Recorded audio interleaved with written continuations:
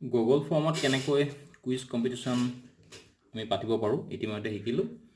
এইটো যিহেতু মইতো অলৰেডি ভিডিঅ' 1ত পাব্লিছ কৰিছোঁৱে, আপোনালোকে যদি চোৱা নাই এবাৰ ভিডিঅ' 1টো পাৰিলে চাই ল'ব।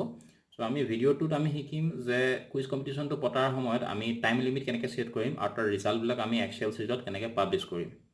ঠিক আছে, এতিয়া মোৰ সন্মুখত অলৰেডি হৈ যোৱা এখন কুৱেশ্যন পেপাৰৰ কুইজ কম্পিটিশ্যনৰ এখন কুৱেশ্যন পেপাৰ সন্মুখত আছে গুগল ফৰ্ম হিচাপে।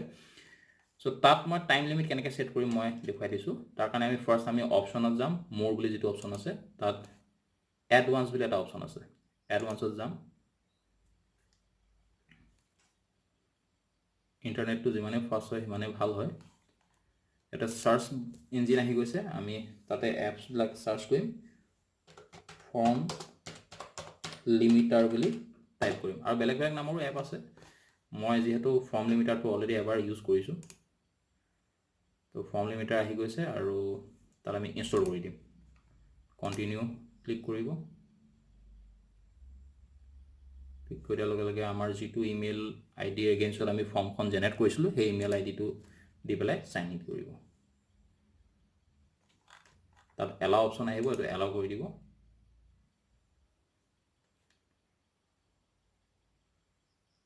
কৰাৰ পিছত ডান ক্লিক কৰিব। চ' আমাৰ এই এপটো ইনষ্টল হৈ গৈছে, ফৰ্ম লিমিটাৰ নামৰ এপটো আমাৰ ইতিমধ্যে ইনষ্টল হৈ গৈছে। চ' এইটো আমি এতিয়া মিনিমাইজ কৰি থৈ দিওঁ।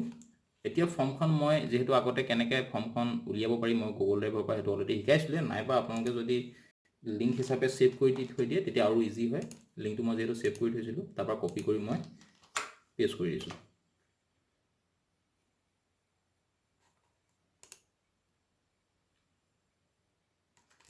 চ' আমাৰ লিংকটো খোল খালে।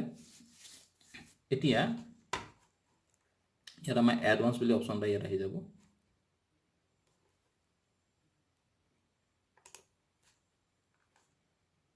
ৰেজিউম কালেক্টিং ৰেছপন্সেছ, এইটো অপশ্যন কাৰোবাৰ নাহিব পাৰে, কথা নাই। চ' এডভান্সত আমি যাম। এডভান্সত ফৰ্ম লিমিটাৰ বুলি এটা অপশ্যন আহিছে আৰু ফৰ্ম প্ৰেজেণ্টাৰ বুলি এটা অপশ্যন আহিছে। ফৰ্ম প্ৰেজেণ্টাৰটো এটা এপছ হয় যিটো মই অলৰেডি ইনষ্টল কৰি থৈছিলোঁ, কিন্তু এইটো বৰ ভাল এপ নহয়, মই ডেমো এপ হিচাপেহে পালোঁ, তাত বেছি ইউজাৰে ইউজ কৰিব নোৱাৰে। গতিকে ফৰ্ম লিমিটাৰ যিটো ৰিচেণ্টলি মই ইনষ্টল কৰিছিলোঁ সেইটোৱে আমি ইউজ কৰিবলৈ শিকিম। চ' এই ফৰ্ম লিমিটাৰটো কাৰোবাৰ নাহিব পাৰে প্ৰথম অৱস্থাত, তেতিয়া পেজখন ৰিফ্ৰেছ কৰি দিব 2-3 বাৰ, হয়তো 5-6 বাৰ ৰিফ্ৰেছ কৰিব লগা হ'ব পাৰে। তাৰপিছতো যদি নাহে আপোনালোকে এবাৰ লগ আউট কৰি আকৌ লগ ইন কৰি দিব, তেতিয়া হয়তো আহি যাব।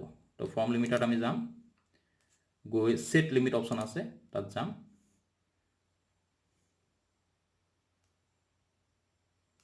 গৈ পেলাই ইয়াত লিমিট টাইপ আছে, লিমিট টাইপত গৈ আমি ডেট এণ্ড টাইম আছে, নাম্বাৰ অফ ফৰ্ম ৰেছপন্সেছ, কিমান মানে ইউজাৰে ৰেছপন্স দিব পাৰিব, তাৰপিছত স্প্ৰেডশ্বীট চেল ভেলু, এনেকুৱা বিভিন্ন অপশ্যন আছে। আমি ডেট এণ্ড টাইমত যাম। ডেট এণ্ড টাইমত গৈ পেলাই when a due date is set on, তাত আমি চিলেক্ট ডেট অপশ্যন আছে। চিলেক্ট ডেটত গৈ কোনদিনাখন আমি এক্সাম পাতিম, যেনিবা আমি ধৰি লৈছোঁ 7 মে 2021 পাতিম। চ' 7 তাৰিখটো মই চিলেক্ট কৰিম।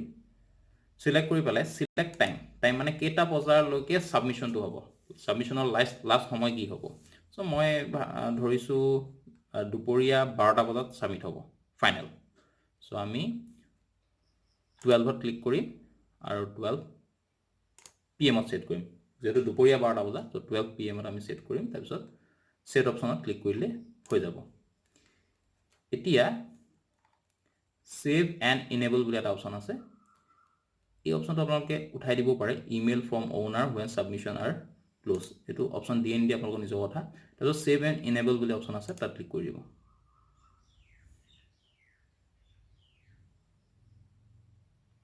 ক্লিক কৰি দিব। ক্লিক কৰি দিয়াৰ পিছত এতিয়া আপোনালোকে এই লিংকটো চেণ্ড অপশ্যনত গৈ পেলাই ছেকেণ্ড অপশ্যনটোত যাব, লিংক অপশ্যনত, তাত গৈ শ্বৰ্ট এণ্ড URLত ক্লিক কৰি দিব। তেতিয়া আমাৰ যিহেতু আমাৰ লিংকটো বহুত দীঘল হৈছে, শ্বৰ্ট এণ্ড URL দিলে ছুটি হৈ যাব, লিংকটো শ্বৰ্ট হৈ যাব। তাৰপিছত লিংকটো আমি কপি কৰিম। কপি কৰি এতিয়া আমি সুবিধামতে আমি শ্বেয়াৰ কৰি দিব পাৰিম। আমি হোৱাটছআপতো শ্বেয়াৰ কৰিব পাৰোঁ, মেইল হিচাপতো শ্বেয়াৰ কৰিব পাৰোঁ, নিজৰ ইচ্ছা অনুযায়ী আমি শ্বেয়াৰ কৰিব পাৰোঁ। ঠিক আছে। চ' এইটো শ্বেয়াৰ কৰাটো আপোনালোকে জানিবই নিশ্চয় কেনেকৈ শ্বেয়াৰ কৰে, অলৰেডি বহুতে বনাইছে হয়তো গুগল ফৰ্ম। তাৰপিছতে যেতিয়া দুপৰীয়া 12টা বাজিব তেতিয়া আপোনালোকৰ ৰেছপন্সবিলাক কালেক্ট কৰিব নোৱাৰা হৈ যাব, অট'মেটিকেলি ছাবমিট হৈ যাব।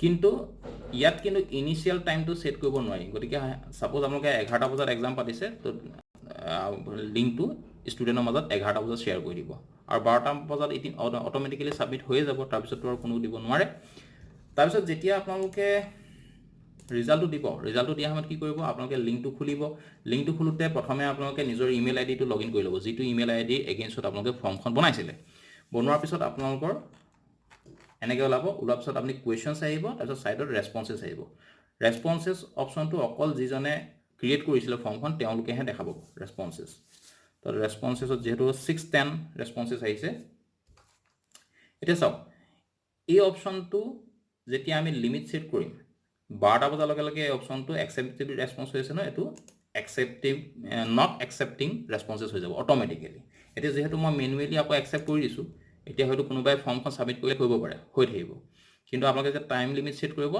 12টা বজাত বা যিটো টাইম ছেট কৰিছে সেইটো সময়ত অট'মেটিকেলি ৰেড হৈ যাব নট একচেপ্টিং ৰেছপন্সেছ আৰু কোনো ৰেছপন্স ছাবমিট কৰিব নোৱাৰে তাৰপিছত আপোনালোকে ইয়াতে স্প্ৰেডশ্বীটৰ এটা অপশ্যন আছে ভিউ ৰেছপন্সেছ ইন শ্বীটছ তাত ক্লিক কৰি দিব আপোনালোকৰ এখন এক্সেল শ্বীটৰ নিচিনা এখন স্প্ৰেডশ্বীট ওলাব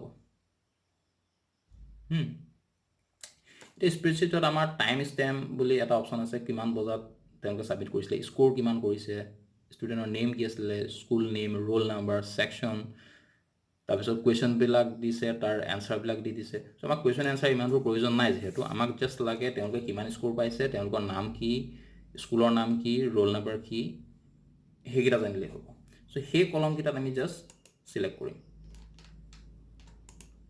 চিলেক্ট কৰোঁতে মন কৰিব ফাৰ্ষ্ট এটা কলম চিলেক্ট কৰিলে নহয় তাৰপিছত কণ্ট্ৰল কিটো প্ৰেছ কৰি বাকীকেইটা কলমত ক্লিক কৰি যাব মই কলম বি চি ডি ই আৰু এফৰলৈকে এইকেইটা কলম ছাপোজ দৰকাৰ হৈছে এইকেইটা মই ক্লিক কৰি ল'লোঁ কণ্ট্ৰল বাটনটো কীবৰ্ডৰ প্ৰেছ কৰি তাৰপিছত কণ্ট্ৰল টিপি পেলাই চি প্ৰেছ কৰিব কণ্ট্ৰল চি তাৰমানে মই কপি কৰিছোঁ তাৰপিছত এইটো মিনিমাইজ কৰি দিব কৰাৰ পিছত আপোনালোকে এক্সেল শ্বীটখন উলিয়াব মাইক্ৰ'ছফ্ট এক্সেল তাত গৈ আপোনালোকে হেডিং যদি কিবা লিখিব বিচাৰে এক্সেলত আপোনালোকে হেডিং লিখিব পাৰিব ফাৰ্ষ্ট আপোনালোকে এটা কাম কৰিব পেজ লেআউটত যাব তাত চাইজটো ছেট কৰি ল'ব A4 এইটো A4 অলৰেডি ছেট হৈ আছে বাৰু তাৰপিছত অৰিয়েণ্টেশ্যনত লেণ্ডস্কেপ কৰি দিব মানে পথালিকৈ পেজখন ওলাব তাৰপিছত আপোনালোকে চেলছবিলাক কেইবাটাও চেলছ একেলগে চিলেক্ট কৰি কম্বাইন কৰি দিব মাৰ্চ কৰি দিব মাৰ্চ এণ্ড চেণ্টাৰ অপশ্যন আছে ন তাত গৈ পেলাই মাৰ্চ চেলছত যাবগৈ তাত আপোনালোকে হেডিং কিবা এটা লিখিব পাৰে যেনিবা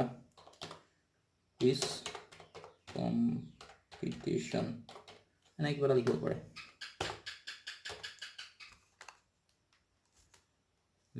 লিখি পেলাই আপোনালোকে বোল্ড কৰি দিব পাৰে ইচ্ছা কৰিলে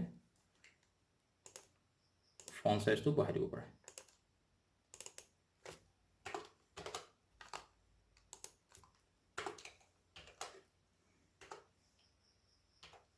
তাৰপিছত যিহেতু মই ৰিজাল্টবিলাক অলৰেডি কপি কৰিয়ে থৈছোঁ যিকোনো এটা চেলত ক্লিক কৰিব ক্লিক কৰি কণ্ট্ৰল প্ৰেছ কৰি ভি প্ৰেছ কৰি দিব আমাৰ ৰিজাল্ট শ্বীটখন গোটেইখন আহি গ'ল এতিয়া যিহেতু অলপ বহল কৰি দিব লাগে চেলছবিলাক এক্সপাণ্ড কৰি দিওঁ